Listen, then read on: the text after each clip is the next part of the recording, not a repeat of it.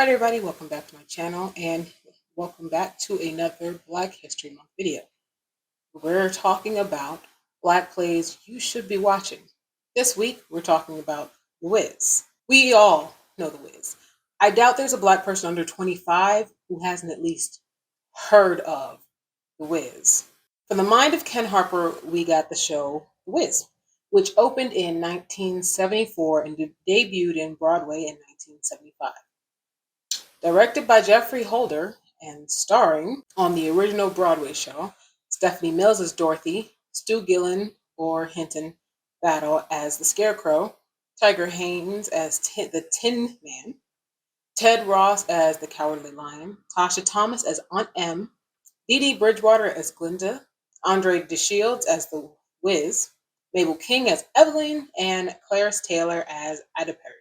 Also, fun fact for those who didn't know, Alicia Rashad was actually a Munchkin in the ensemble of the original play. So, cool. And of course, later we have names like Michael Jackson, Diana Ross, Richard Pryor, Lena Horne, People Bryson, and all kinds of people taking over for different roles at one point, whether it be on stage or on film. The Wiz is also supposed to be making a comeback to Broadway in 2024. So that is really exciting. So, of course, we know the plot of The Wiz is not unlike The Wizard of Oz. Dorothy is a daydreamer who was bored with her life. There's a tornado. Dorothy is transported to Munchkin Land. She goes down the yellow brick road, has to deal with the witch Evelyn. Then she makes her way to the Emerald City, yada, yada, yada, yada. Biggest difference between The Wizard of Oz and The Wiz is the music.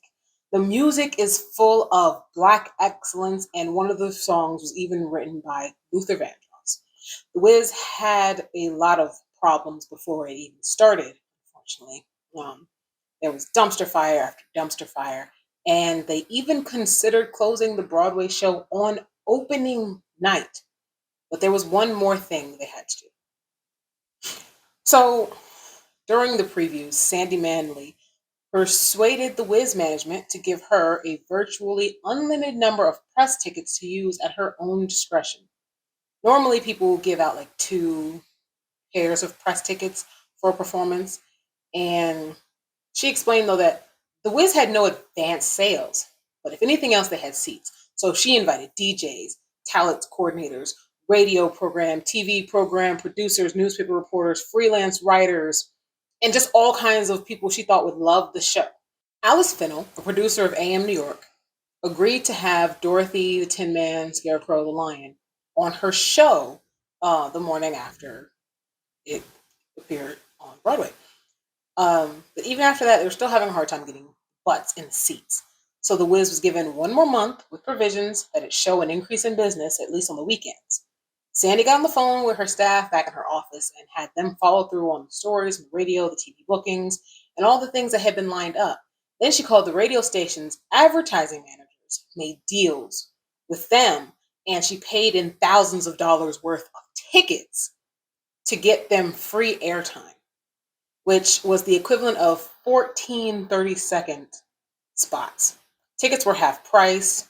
Word of mouth began to spread. Members of the Black community felt that the show was mistreated by white critics, which happened a lot, still happens a lot, and they started coming out to support the show. Then Ken Harper had a concept for a TV commercial. Now keep in mind that TV commercials at that time for Broadway shows were not commonplace. So this was considered like a really edgy kind of thing. Like, this was something that wasn't done. But he had a telescope version of the Yellow Brick Road scene with a punched up orchestration of the song Ease On Down the Road. And like I said before, it was one of the first times a Broadway show was advertised on TV. And it worked beautifully. A week after the commercial went on the air, The Wiz began grossing over $100,000 a week. 2 weeks after, all the performances were selling out. While The Wiz was not the first Black production on Broadway, it was a first for many of a generation who didn't previously go to Broadway. Or even later for people who saw the movie and saw people who looked like, acted like, and danced like, and sang like them. The songs in the play represent liberation and freedom for Black people, while also incorporating traditional dance moves inspired by the African diaspora with ballet and jazz. It weaves together gospel, blues, soul, and R&B. The Wiz is a rite of passage for many in the Black community, and considering the impact it's had, I'm sure the revival in 2024 will do even better than its predecessors, or at least I hope so. So, yeah, that was this week's video on The Wiz. I hope you enjoyed it.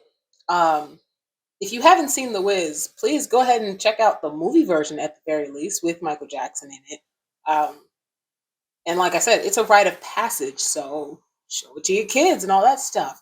Comment down below what you think of The Wiz. Did you know about all the issues that it had when it first premiered on Broadway? Have you seen the original Broadway show? Have you seen any Broadway show? Have you seen the movie? And are you excited for the 2024 return to Broadway?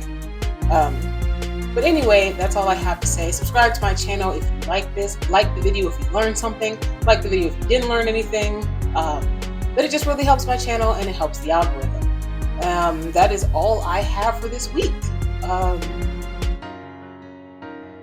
Okay, bye.